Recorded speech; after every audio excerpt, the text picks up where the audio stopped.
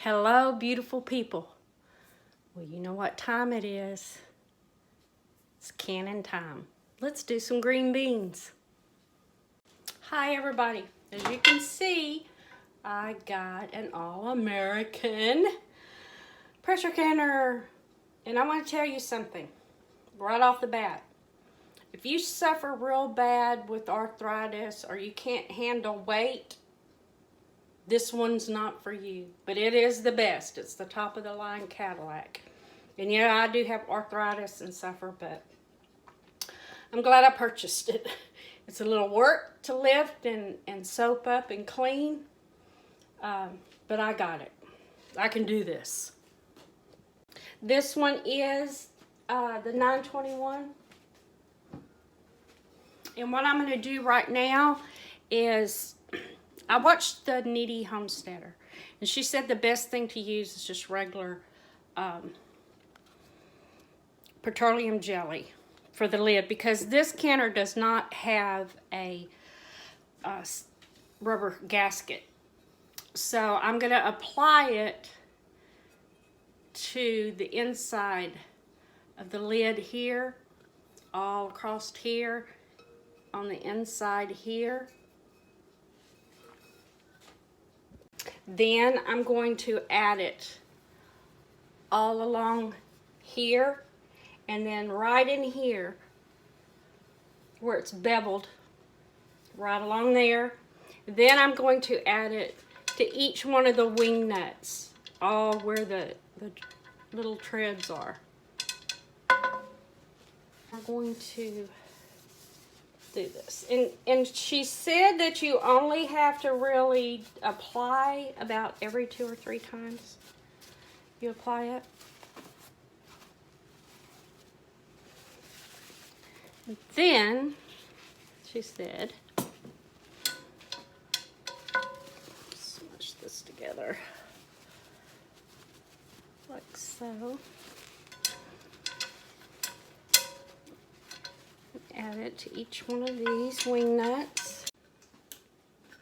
Okay, I have added the petroleum jelly all along the surface where it seals, the top seals to it. I added it inside of here, and it's ready to go. Okay, you can't see it, but right here is a little indentation in the pan, and on the lid there's a little arrow, and you line those two up when you set it down, and then you slide it over just a little. Okay, and then these little locks will lock over into place like that. And then wing nuts go up. But anyway, when we get to that point, I'll show you. Okay, so Mouse Toes calls this a Pokey Joe. And I don't remember if it was her or Needy Homesteader marked their Pokey Joe with 3 inches from here to here. And you set it down into your canner and you add your water. I did that and it was like 6 quarts of water. Okay, so I have the water heating up in my canner, and these are green beans from my garden. And I have really already washed them up, but I've been collecting them for a couple of days. So I decided that I'm going to rinse them off kind of real good again. Okay, now we're just going to take off the ends. And the little pointed end down here, they say that you don't really have to take off. I got 2 different types of beans. I usually just do this. And then I like to cut them about 1 inch. They don't have to be perfect.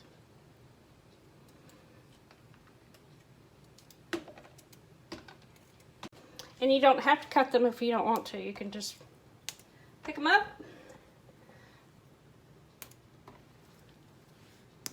Do you hear that pop? Nice and fresh out of the garden. This is a lot faster. It's just what you want to do. Just look at these beautiful beans, and the smell is incredible. Okay, so let's get them in the jars. Okay, I'm going to pack them in the jars, leaving an inch headspace. I'm going to pack them just about as tight as I can get them in there. Okay, I got 6 pints. So I'm going to add a half a teaspoon of canning salt to each one of my pints. Some people do a teaspoon, but I find it to be saltier than what I like, so I just use a half to each pint. Okay, now that I've added my salt, I have my hot water, and I'm going to fill each one of my jars up to 1 inch headspace with the hot water.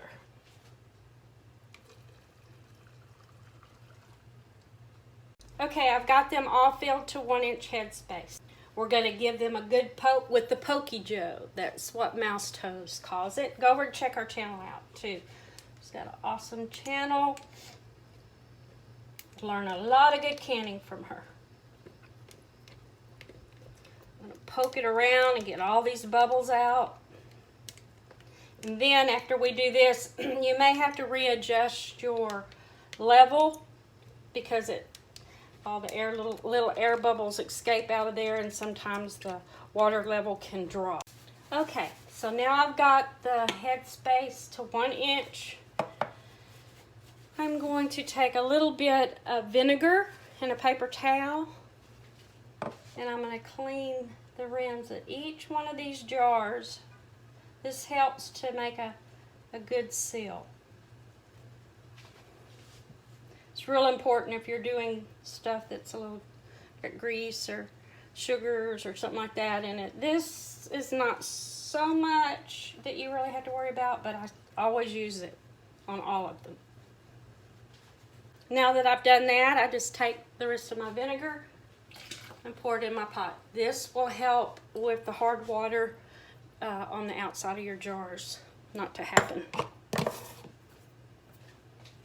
Now let's take our lids and add them to each of our jars.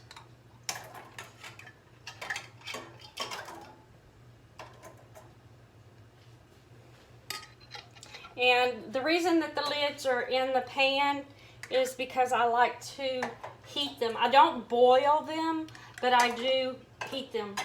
Helps heat up this rubber gasket that's inside there. Okay, now we're going to add our rings to each jar, fingertip tight. Let's add them to our canner.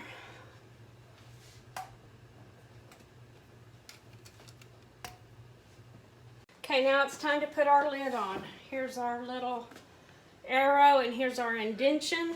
I'm going to line that up, set our lid down. Then we're going to turn it. Okay, the phone rang. I'm sorry about that. Okay, so we turned it and we locked it into place. And then we're going to take our little Pokey Joe and we're just going to make sure that we go around and try to set this down as even as possible before we lock it down. They say to go opposite of each other.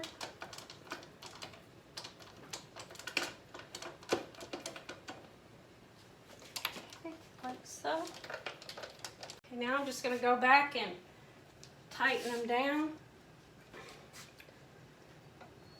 Okay, my canner's coming up to heat. Can you see the steam coming out of the vent pipe? That's going to come out for 7 minutes. I set my timer. It's 5, 10, and 15. Mine's going to be 10 pounds of pressure for 20 minutes for my green beans. Okay, we've reached our time.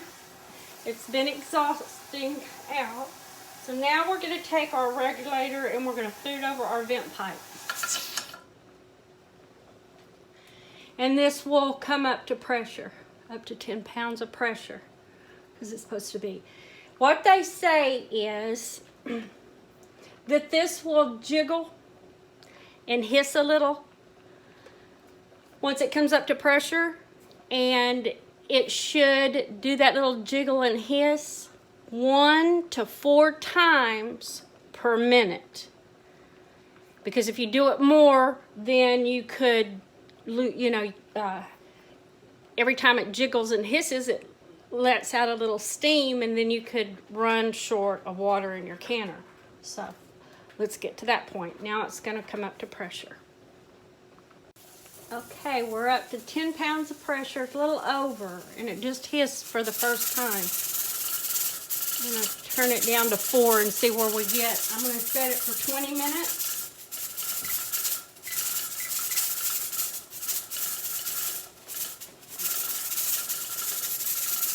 We don't want it to go constantly like that, so I got to adjust my heat down a little at a time.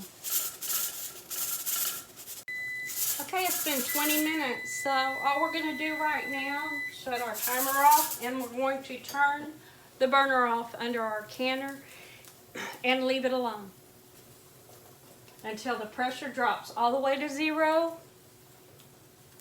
Then we can remove our weight, but not until all the pressure is dropped. Could take a while. We'll be back. Now that the pressure is dropped to 0, we're going to remove our weight. And I'm going to let it set for about 5 more minutes before I open it up. Okay, we're going to go alternate and loosen. We're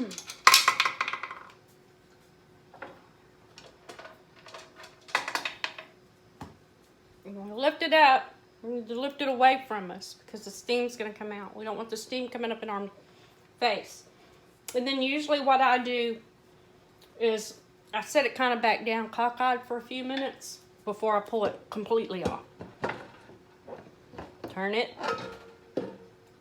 See the steam coming up? Let's set it there cockeyed for just a little while, and then we'll start taking the cans. Okay, let's take our lid off and take our jars out. And we're going to take the jars out and we're going to set them on a towel. Don't set them directly on your counter because the hot to cold counter could cause your jars to crack. We're going to put them on the towel and we're not going to touch them for 24 hours. And then at that time, I will remove the rings. I will wash them up. I will date them. I'll put what's on it and date them and store them till we're ready to eat. Thank y'all very much for watching. Don't forget to hit that subscribe button. Like and share. Thank you so very much. God bless. And she gone.